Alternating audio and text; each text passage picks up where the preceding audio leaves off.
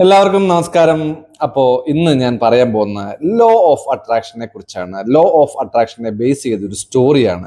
എന്താണ് law of attraction? ആ story കേൾക്കുമ്പോൾ നിങ്ങൾക്ക് ഇത് മനസ്സിലാകും.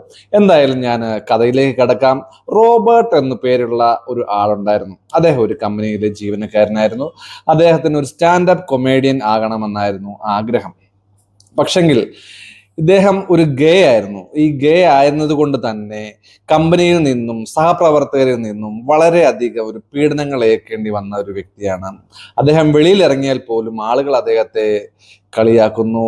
ഹോമോഫോബിക് ആയിട്ടുള്ള ആൾക്കാർ അദ്ദേഹത്തെ മാക്സിമം യൂട്ടിലൈസ് ചെയ്യാനായിട്ട് നോക്കുന്നു. അങ്ങനെ പല പല സന്ദർഭങ്ങളിലൂടെ അദ്ദേഹം കടന്നുപോയി. അങ്ങനെ ഒരു നാൾ ഒരാളെ അദ്ദേഹം മീറ്റ് ചെയ്തു. അപ്പോൾ അദ്ദേഹം ഒരു ഉപദേശം കൊടുത്തു. അതായത്, നീ ഇപ്പോൾ ചിന്തിക്കുന്ന കാര്യങ്ങൾ നിനക്ക് വേണ്ടാത്ത കാര്യങ്ങളാണ്. നീ ഇപ്പോൾ ആഗ്രഹിക്കാത്ത കാര്യങ്ങളാണ് നീ ചിന്തിച്ചുകൊണ്ടിരിക്കുന്നത്. അതായത് എന്തൊക്കെയാണ്?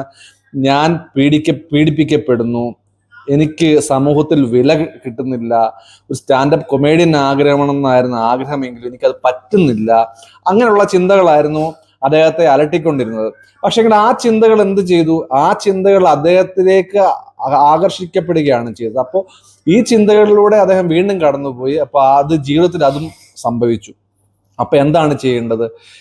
ഇനിയും വേണ്ട കാര്യങ്ങളാണ് ആഗ്രഹിക്കേണ്ടത്. അതായത്, എനിക്ക് നല്ലൊരു ജോലിയുണ്ട്, ഞാൻ ആഗ്രഹിക്കുന്നത് കിട്ടും, എല്ലാവരും എന്നെ റെസ്പെക്ട് ചെയ്യും, അങ്ങനെയുള്ള കാര്യങ്ങളാണ് ആഗ്രഹിക്കേണ്ടതെന്ന ഒരു ഉപദേശം കിട്ടിയപ്പോൾ വീണ്ടും അദ്ദേഹം അങ്ങനെ ചെയ്യാൻ തുടങ്ങി. പഴയ ആ ഒരു നെഗറ്റീവ് തോട്ട്സുകളെല്ലാം മാറ്റി പോസിറ്റീവ് തോട്ട്സുകൾ ജീവിതത്തിലേക്ക് കൊണ്ടുവരാനായിട്ട് അദ്ദേഹം ശ്രമിച്ചു. അത്ഭുതം എന്ന് പറയട്ടെ, കുറച്ച് നാളുകൾക്കുള്ളിൽ വളരെ വലിയ മാറ്റമുണ്ടായി. അദ്ദേഹത്തെ കളിയാക്കിയവർ, അദ്ദേഹത്തിൻ്റെ സ്ഥാപനത്തിൽ അദ്ദേഹത്തെ കളിയാക്കിയവർ, കുറച്ച് പേര് ട്രാൻസ്ഫർ ആയിപ്പോയി, കുറച്ച് പേര് ഡിസ്മിസ് ആയിപ്പോയി.